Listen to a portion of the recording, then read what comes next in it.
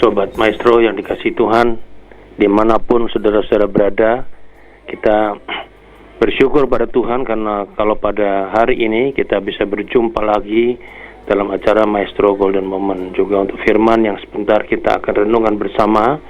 Bagi para senior dan seniorita, kiranya firman ini menjadi berkat untuk kita semuanya, sehingga firman Tuhan yang boleh kita renungkan itu bukan cuma memberkati kita, tapi juga membuat kita bisa memberkati juga orang lain. Nah, mari kita bersama-sama berdoa sebelum kita merenungkan sabda Tuhan. Bapa Surgawi, kami mengucap syukur ya Tuhan kepadamu, oleh karena Engkau adalah Allah yang hidup, yang tidak berubah dari dulu, sekarang, dan selama-lamanya, dan firman-Mu juga tidak berubah, yang selalu memberkati kami, supaya kami boleh menjadi berkat di dalam kehidupan kami masing-masing. Hari ini kami akan merenungkan dalam satu tema yang indah, tentang doa Tuhan Yesus, dalam tema kuasa Allah dan jawaban manusia. Dan kami mohon ya Tuhan, Roh-Mu yang kudus hadir pada kami semuanya. Kiranya Roh itu sendirilah yang menerangkan kepada kami dalam hati kami, pikiran kami, dan hidup kami, sehingga kami boleh menjiwainya, firman itu, dan melakukannya dalam hidup kami sehari-hari. Dan kami tetap selalu berpegang pada firman-Mu, bahwa orang yang melakukan firman adalah orang-orang yang berbahagia. Kebahagiaan yang melampaui apa yang kami miliki, melampaui semua hal material yang ada pada kami, melampaui semua kesukaan dunia, karena kami boleh dekat hidup bersatu dengan Tuhan, dengan firman itu. Bapa, bersadalah pada kami, berkati hamba-Mu juga, curahkan Roh-Mu yang kudus pada hamba-Mu, dan menyempurnakan kesiapannya untuk melayankan firman Tuhan pada saat ini. Dalam nama Tuhan Yesus kami berdoa, amin. Para senior dan seniorita yang diberkati Tuhan, hari ini kita akan membaca firman Tuhan ya, dari Yohanes 17 ayat 6 sampai ayat yang ke-19 ya. Ini diberi judul doa Tuhan Yesus untuk murid-muridnya ya. Kita akan merenungkan sabda Tuhan pada hari ini. Nah, saudara-saudara, Yohanes 17 ayat 6 sampai dengan ayat yang ke-19 ini bunyinya sebagai berikut ya. Aku telah menyatakan namamu kepada semua orang yang Engkau berikan kepadaku dari dunia. Mereka itu milik-Mu, dan Engkau telah memberikan mereka kepadaku, dan mereka telah menuruti firman-Mu. Sekarang mereka tahu bahwa semua yang Engkau berikan kepadaku itu berasal daripada-Mu. Sebab segala firman yang Engkau sampaikan kepadaku telah Kusampaikan kepada mereka, dan mereka telah menerimanya. Mereka tahu benar-benar bahwa Aku datang daripada-Mu, dan mereka percaya bahwa Engkaulah yang telah mengutus Aku. Aku berdoa untuk mereka. Bukan untuk dunia aku berdoa, tetapi untuk mereka yang telah Engkau berikan kepadaku. Sebab mereka adalah milik-Mu, dan segala milik-Mu adalah dan segala milik-Ku adalah milik-Mu, dan milik-Mu adalah milik-Ku, dan aku telah dipermuliakan di dalam mereka. Dan aku tidak ada lagi di dalam dunia, tetapi mereka masih ada di dalam dunia. Dan aku datang kepadamu ya Bapa yang kudus, peliharalah mereka dalam namamu, yaitu namamu yang telah Engkau berikan kepadaku, supaya mereka menjadi satu sama seperti kita.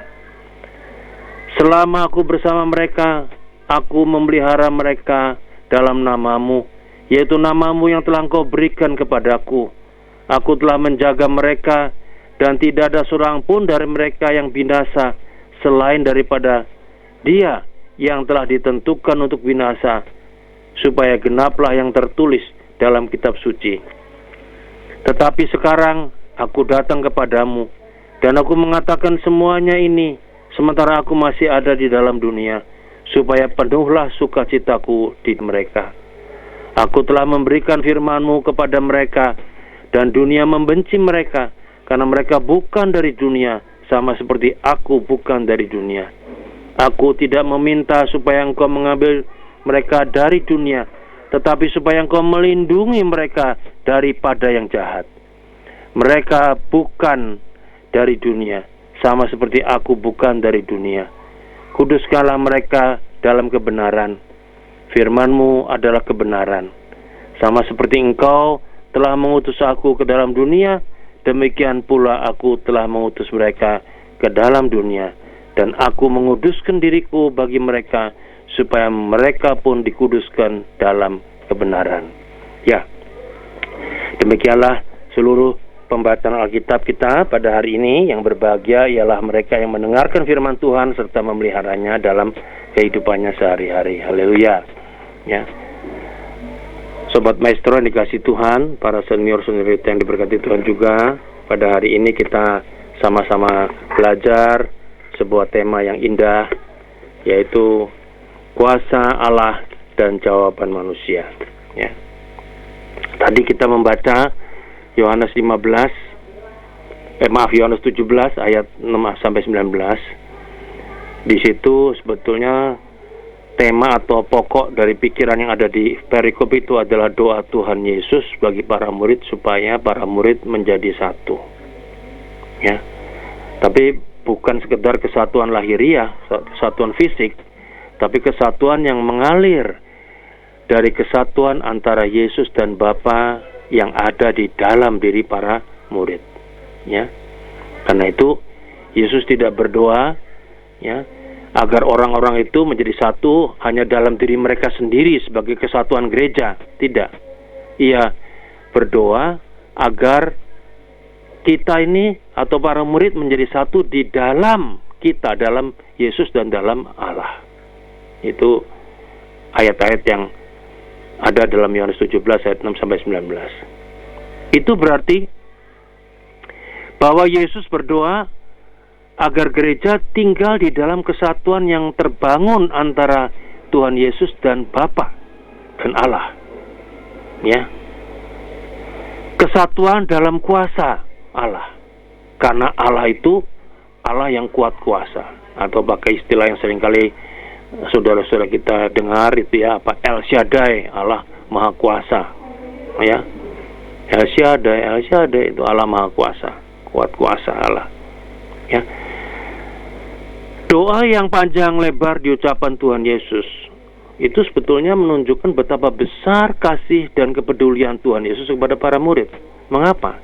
Karena Yesus tahu bahwa tantangannya nanti akan berat yang akan dihadapi para murid. Ya. Nah, hal itu terbukti beberapa hal, misalnya ketika Yudas berkhianat misalnya. Ya kan? Itu kan tantangan, kan ada satu yang berkhianat. Kemudian Yesus ditangkap, disesah, dianiaya, disalib. Nah, di situ para murid juga begitu guncangannya hebat. Ya. Mereka mengalami tantangan. Petrus 3 kali menyangkal sebagai murid Yesus. Kemudian kita melihat juga murid-murid yang lain kocar-kacir entah kemana itu. Nah, itu tantangan yang besar. Maka Yesus menaikkan doa itu. Gitu. Besar kasihnya dan kepedulian pada para murid. Nah, pertanyaannya kemudian adalah, apakah doa Tuhan Yesus tidak manjur? Mengapa murid-murid yang didoakan itu justru menampakkan kebalikannya dari doa yang disampaikan Tuhan Yesus? Apakah Allah tidak menjaga mereka sehingga mereka terguncang? Ya, Sobat Maestro, sebetulnya bukan doa Tuhan Yesus yang tidak manjur, atau Allah Bapa yang tidak menjaga dan memelihara para murid. Ya. Bukan. Juga Allah tidak atau kurang berkuasa. Bukan juga doa itu seolah-olah ya begitu aja. Tidak. Kenapa? Karena doa itu tidak bisa menggantikan upaya manusia untuk mewujudkan doa itu. Ya. Yesus mendoakan para murid agar mereka tetap bersatu di dalam Bapa dan Yesus. Sekali lagi, bukan kesatuan fisik, tapi suatu kesatuan di mana mereka nanti mengalami kuat kuasa Allah. Ya. Ya, jadi ketika Tuhan Yesus mendoakan ini, ya, maka untuk bisa mengalami kuat kuasa Allah di dalam Bapa dan dalam Yesus, itu bukan berarti murid-murid tinggal berpangku tangan, tidak berupaya mewujudkannya. Bukan seperti itu. Bukan. Kuasa Allah itu harus ditanggapi atau dijawab dengan upaya manusia untuk mewujudkannya. Nah, itu berarti bahwa apa yang harus kita renungkan, yang pertama apa begini? Kuasa Allah itu harus diikuti dengan usaha manusia untuk mewujudkan. Ya, sama seperti Yesus mengerjakan pekerjaan Bapaknya dengan setia. Mestinya seperti itu juga yang harus dilakukan oleh para muridnya. Artinya apa? Yesus berdoa, tapi Yesus juga mengerjakan pekerjaan Bapaknya. Bukan diam saja dia. Nah, mari kita mencoba merefleksikan ini dalam hidup kita sehari-hari. Bagaimana dengan kita? Kapan sih kita berdoa? Biasanya orang Kristen itu kalau berdoa ya waktu mengalami pergumulan hebat, kesulitan, kesusahan, sakit, ya, yang menjadi beban, atau kita berdoa ya ala kadarnya. Ya. Mengapa kita berdoa? Ya karena kita percaya pada Allah, bahwa Allah itu peduli dan mendengar. Allah berkuasa dan dapat diandalkan. Makanya kita berdoa, kan? Memang betul. Ya, permasalahannya adalah apakah cuma doa tanpa melakukan apa-apa, tanpa kerja, atau diam saja? Ya, tidak, saudara-saudara. Kita berdoa dan memohon kepada Bapa agar misalnya diberi umur panjang. Hal ini tidak berarti bahwa kita meniadakan berusaha untuk menjaga makanan sehat bagi tubuh kita. Jadi kalau kita berdoa umur panjang, ya kita juga menjaga kesehatan kita dengan makan makanan yang sehat. Kita berdoa katakanlah untuk memohon berkat dan kesejahteraan buat kita dan keluarga kita. Nah, hal ini tidak meniadakan kita harus bekerja. Ya, bukan berarti Anda malas lalu tidak melakukan apa-apa. Ya. Kita juga mungkin berdoa untuk menang dalam perlombaan. Itu bukan berarti itu meniadakan kita untuk berlatih dengan tekun. Misalnya kita juga berdoa untuk perdamaian dunia. Sekarang ini kan sedang banyak perang di mana-mana. Ya. Kita lebih banyak kasih komentar ini itu malah memperkeruh suasana. Harusnya kita berdoa. Tapi kalau kita berdoa untuk perdamaian dunia, itu bukan berarti bahwa di rumah tangga tiap hari selalu kita bertengkar. Sebaliknya, kita justru di rumah tangga harus menjadi alat-alat damai sejahtera Tuhan. Ya, sebab kalau saudara berdoa untuk perdamaian dunia tapi tiap hari saudara bertengkar di rumah, nggak ada damai, itu kontradiksi. Ya, artinya hati saudara tidak ada di situ. Doa itu hanya sekedar ala kadarnya. Kita berdoa misalnya agar kita bisa melayani dan mengasihi Tuhan. Itu bukan berarti bahwa kita mengabaikan pelayanan kasih kita pada orang tua dan pada sesama kita. Ya. Jadi kalau kita berdoa untuk bisa melayani, mengasihi Tuhan lebih bagus, itu bukan berarti bahwa kalau di rumah tangga kita tidak mengasihi, tidak melayani orang tua kita, istri kita, anak kita, dan sebagainya. Tidak. Itu harus selaras itu semuanya. Itu sebabnya, saudara-saudara, orang-orang Kristen di abad pertengahan, abad ke-15 atau sampai 16, itu mempunyai moto, ora et labora. Artinya apa? Berdoa dan bekerja. Ya, ini penting. Di dalam kitab Sirah, yaitu kitab kelima dari kitab Deuterokanonika, ya, ini kitab yang ada tambahannya dari Alkitab yang 66 kitab itu, ada perbandingan doa tukang batu dan doa ahli Taurat. Tukang batu tidak mempunyai pengetahuan tentang Taurat, tidak bisa berdoa sefasih doanya ahli Taurat. Tetapi itu bukan berarti para tukang batu tidak berdoa. Hanya saja bentuk doanya berbeda. Beda apa bedanya? Dalam kitab Sirah pasal 38 ayat 34 di bawah perikop berjudul ahli Taurat dan pekerjaan tangan disebutkan begini bunyi firman Tuhan itu. Ajaran dan hukum mereka itu tukang batu. Ajaran dan hukum tidak mereka terangkan. Dan tidak mahir mereka dalam pepatah. Tetapi mereka mempertahankan susunan dunia semesta. Dan doanya terletak dalam melaksanakan pertukangannya. Nah, ini penting. Ya, jadi berdoa itu bukan cuma memejamkan mata lalu ngomong sama Tuhan. Ya, tukang batu itu tadi doanya terletak dalam melaksanakan pertukangannya. Ada yang dikerjakan di situ. Ya. Jadi bukan cuma sekedar memejamkan mata, melipat tangan, melainkan turun tangan, mengerjakan, melakukan dengan tindakan nyata. Di situ kuasa Allah menjadi nyata dalam doa kita. Ya, jadi kalau sekali lagi saya mau mengatakan, saudara misalnya berdoa buat perdamaian dunia, tapi di rumah tangga saudara tiap hari bertengkar, itu tidak cocok doa itu. Ya pasti nggak akan didengar Tuhan doa seperti itu. Kenapa kita tidak mewujudkan pada tahap yang sangat sederhana di rumah tangga kita masing-masing. Jadi doa seperti itu saya bayangkan hanya doa formalitas saja, asal ngomong. Seharusnya di rumah tangga pun kita menjadi alat-alat damai sejahtera Tuhan. Ya, itu kira-kira gitu. Kita berdoa buat perdamaian dunia supaya nggak ada perang, tapi kita selalu menyebarkan berita hoax, nada-nada yang tendensius, provokatif. Itu nggak cocok. Meskipun kita berdoa, maka kenapa? Doanya terletak di dalam melaksanakan tindakan yang nyata. Nah, di situ kuasa ilahi menjadi nyata dalam doa kita. Nah, yang kedua yang kita renungkan dalam tema kita hari ini adalah apa? Kuasa Allah itu memulihkan manusia. Ya. Meskipun ya, katakanlah para murid memang tidak mudah untuk bisa bersatu, tapi Yesus tidak membiarkan para murid berada dalam kekalutan. Ternyata kuasa Allah itu memulihkan para murid. Ya.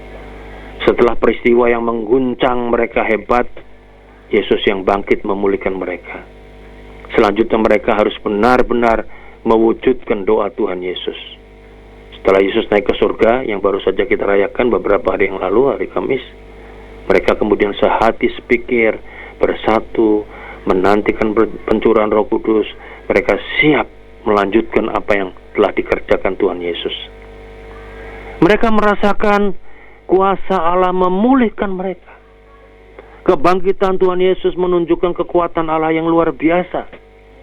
Kuasa Allah itu sungguh memberi kehidupan. Kuasa Allah itu membuat mereka lebih percaya. Mereka menjadi orang-orang yang menjawab kuasa Allah itu dengan menjadi rasul-rasulnya ya, yang bersatu. Ya. Para murid yang mengalami kuasanya menjadi orang-orang yang berkarya untuk Tuhan.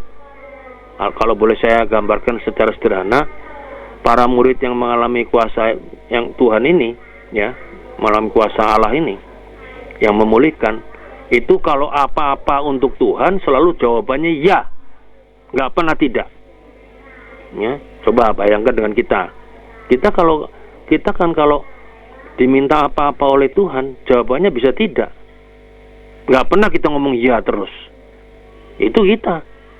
Ya. Padahal kita seringkali menyanyikan Allah kuasa melakukan segala perkara. Kan kita nyanyi itu.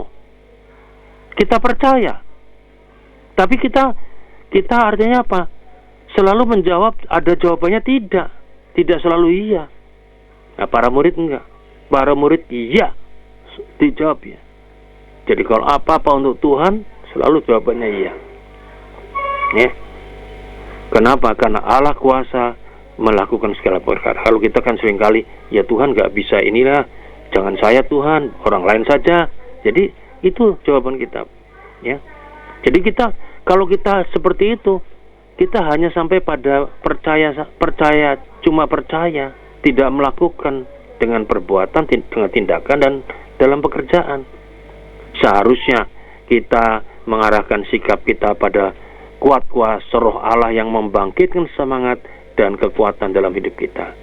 Ya, kebanyakan dari kita begitu ada masalah, kesulitan, ya, bahkan sakit atau bencana yang menimpa kita hanya meratapi nasib dan menunggu kematian.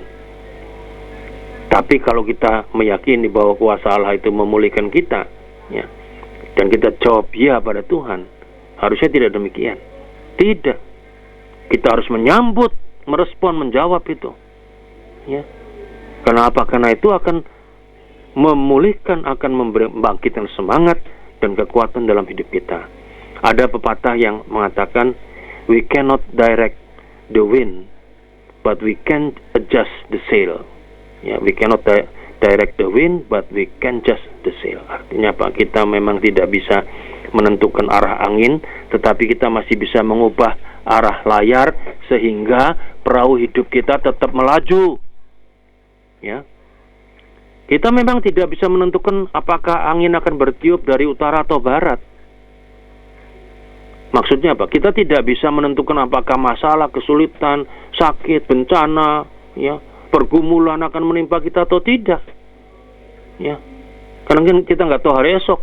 Namun, sekiranya persoalan-persoalan itu menimpa kita masih bisa mengambil sikap. Ya. Akankah kita kalah oleh masalah atau kita bangkit dari masalah dan menjadi pribadi yang lebih kuat, perkasa? Kenapa? Karena kuasa Allah itu ada dalam hidup kita, bersatu dalam hidup kita, dan kuasa Allah itu memulihkan.